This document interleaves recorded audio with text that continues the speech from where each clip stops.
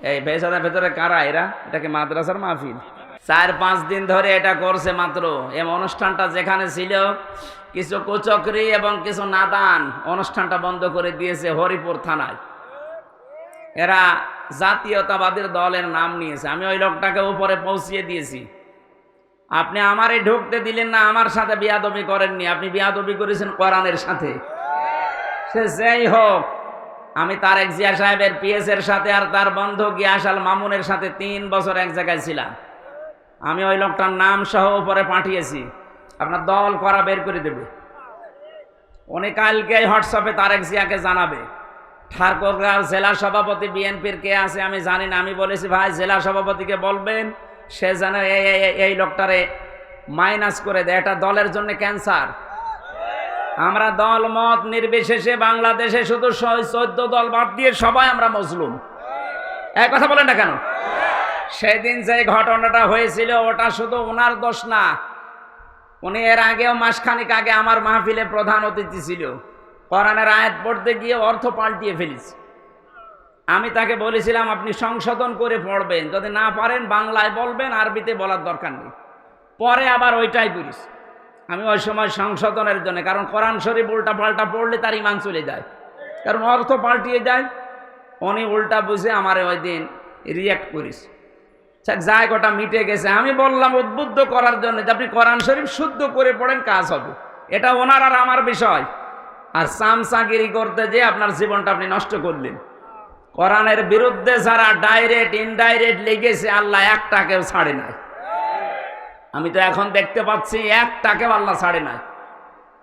আর আমি ছোট মানুষ, বয়স কম, ছোট হুজুর, এই কারণে ওরা কিছু মনে করে না। আরে ভাই আমি মানুষ ছোট, আমার হাত অনেক উপরে আছে, আমার আল্লাহর সাথে লাইন আছে। মুসাফির অবস্থায় আছি, মাজলুম অবস্থায় আছি, বর দোয়া করতে বাধ্য করবেন না। আপনি কোরআনের এই আলোচনাটা এতদিন ওদের সব কমপ্লিট বন্ধ করে দিলেন কোন কারণে? কোরআনের অনুষ্ঠানে যারা কোরআনের প্রচারে বাধা দেয়, কোরআন জানিয়েছে তারা যারোর সন্তান। আপনি কি আপনার জন্ম নষ্ট করে ফেললেন? আপনার বাবা হয়তো আপনাকে জন্ম দিয়েছিল, কিন্তু কোরআনের পেছনে লেগে নিজের জন্ম এখন বিতর্কিত করে ফেললেন। আমি সত্যিই কিন্তু জানিয়েছি এই যে কোরআন আমার সামনে। আমি অপু ভাইকে বলেছি তারেক জিয়া পিএস এর সাথে যে এইরকম একটা লোক সেদিন বক্তব্য দিয়েছে, এটা বিএনপির লোক না, এটা একটা ক্যান্সার। আমরা সবাই মজলুম ছিলাম ওই 14 দল বাদ দিয়ে।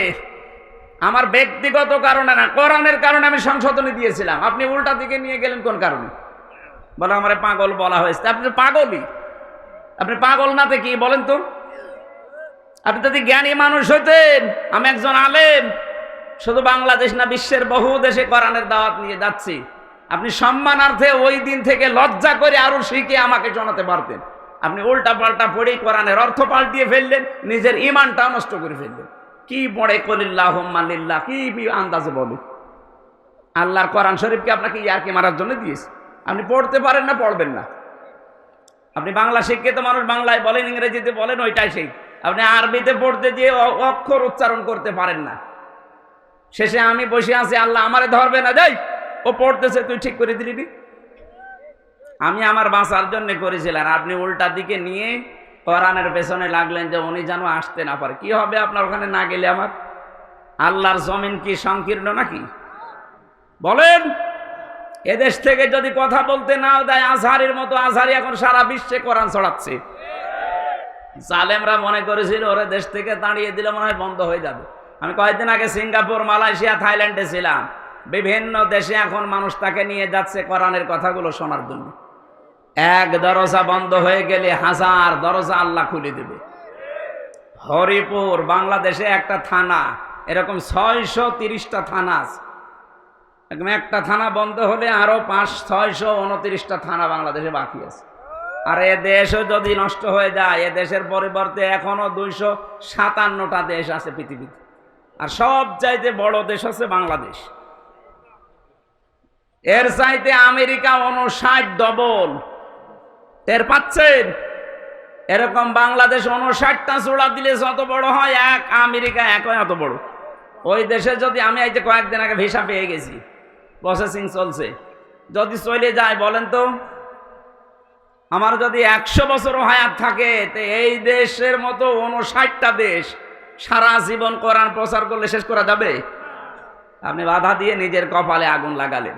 আমি আজ কয়েকদিন পরে দেখা হবে ঢাকাতে, যে আমি সব খুলে বলবো যে এই লোকটা একটা ক্যান্সার, একে যেন দলে রাখা না হয়, এ থাকলে বিএনপির আরো বদনাম হবে। মাদ্রাসার মাহফিলে 4-5 দিনে ওনারা ওইটা বাদ দেওয়ার কারণে কি একটা অ্যাকশন নিয়েছিল। আমার মনে হয় জালেম যারা পালিয়ে গেছে তারাও অ্যাকশন নিত না। মনে হচ্ছে যে মস্তানি করার আর জায়গা পাচ্ছে না, আমির হামজাকে নরম পিস। আমি তো মাজলুম মানুষ, এমনিতে জীবনটা শেষ করে দিয়েছে জালেমরা, আবার আপনি যন্ত্রণা দিলেন। আমার মন থেকে কোনো কথা যেন বের করাতে বাধ্য করবেন না, তাহলে কবুল হয়ে যাবে। আল্লাহ আমাদের বাঁচান, বলে না আমিন। যারা এই মাহফিলের জন্য টাকা পয়সা নিয়ে এসেছেন, আমি আহ্বান জানাচ্ছি।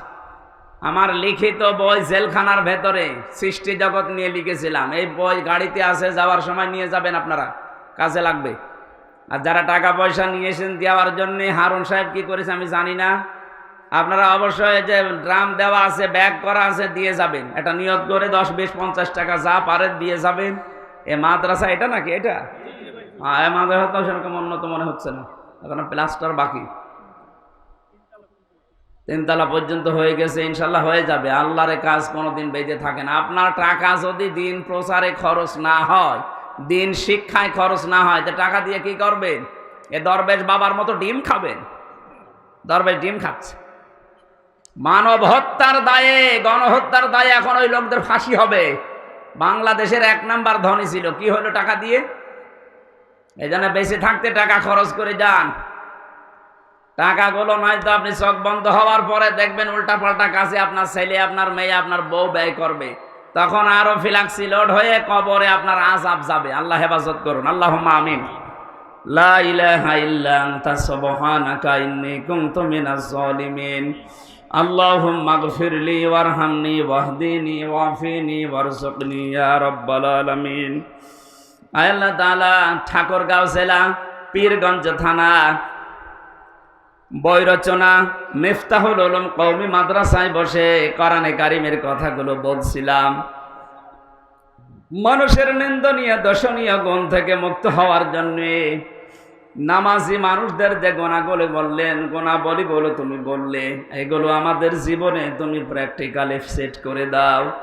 তোমার যে যুবক বান্দা বান্দিগুলো এই 3-4 দিনের ব্যবধানে বিশাল আয়োজন করেছে, যার যার টাকা পয়সা অর্থ সম্পদ এখানে খরচ হয়েছে, আল্লাহ এদের অর্থগুলো কবুল করে নাও রব্বুল আলামিন। কত মানুষ এখানে বসে আছে কোরআনের কথা শোনার জন্যে, যে যেই নিয়তে বসে আছে, মেহেরবানি করে আমাদের জায়েজ আশা পূর্ণ করে দাও।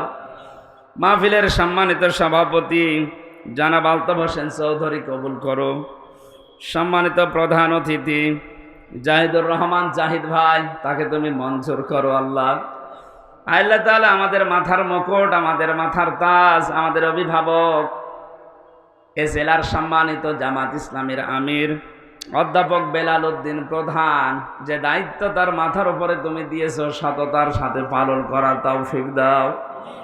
অন্যান্য যারাই আমরা এসেছি রাজনৈতিক বিভিন্ন দলের লোকজন, আল্লাহ তাআলা সঠিক কথাগুলো মেনে চলার সুযোগ দাও। মা বোনদেরকে তুমি আয়েশার মতো, ফাতিমার মতো বানিয়ে দাও। এ মাহফিল করার জন্য সত্যিই যারা শ্রম দিলেও, কষ্ট দিলেও, অর্থ দিল, আল্লাহ একটাও তুমি ফেলে দিও না, কবুল করে নাও। প্রশাসনের যে ভাইগুলো এসেছে, আল্লাহ নিজেদের বাবা মা, আত্মীয় স্বজন, স্ত্রী পুত্র ছেড়ে যারা বাংলার বিভিন্ন প্রান্তে দায়িত্ব পালন করে, এই প্রশাসনের উপরে আল্লাহ তোমার রহমত নাজিল করো। এদের শরীরকে সুস্থ রাখো, এদের এই ডিউটিটা তুমি ইবাদত হিসাবে মঞ্জুর করে নাও। আমার কণ্ঠটা তুমি ভালো বানিয়ে দাও, আমার শরীরটা সুস্থ করে দাও। আগামীতে এই অনুষ্ঠানটা কোরআনের জন্য আরো বড় করে কবুল করে নাও। আল্লাহ তাআলা চর্মচোখে আমাদের দেখতে বড় স্বাদ জাগে, তোমার কালাম দিয়ে দেশটা চলছে। জীবনে কিছুই যদি তোমার ভালো না লাগে, আল্লাহ এটা দেখার তৌফিক দিও যে 56,000 বর্গ মাইল কোরআন দিয়ে চলছে। হাফেজ শাহিনুর রহমান এসেছে, আল্লাহ তাকে কবুল করো। মাওলানা হারুন রশিদ, হোসাইন আহমেদ, মাহফুজ সহ যত আলেম ওলামা বসে আছে, আলেমদেরকে আলেম হিসাবে মঞ্জুর করো। মরণ আসলে তুমি আমাদের জবানে জারি করো লা ইলাহা ইল্লাল্লাহু মুহাম্মাদুর রাসূলুল্লাহ। এ মাইক